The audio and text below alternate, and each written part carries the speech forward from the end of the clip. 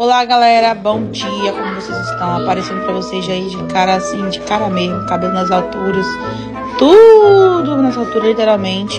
Gente, hoje a gente decidimos separar alguns brinquedos quebrados, porque né, estamos mexendo nesse quartinho, em breve vai estar pronto. E eu acredito que brinquedos quebrados, gente, traz energia ruim dentro de casa, como qualquer tipo de coisa que estiver quebrado dentro de casa. Então hoje resolvemos separar brinquedos quebrados para doar, né? Alguns vão usar, outros vão jogar fora. Eu prefiro jogar fora, portanto é isso. E aí, gente, mesmo que as caixas ficam um pouquinho sem, mas depois eu vou repondo de acordo com as minhas condições. E aí eu tive a ajuda das crianças, né, para me ajudar, né? E fomos separando um a um. Segue pra vocês verem.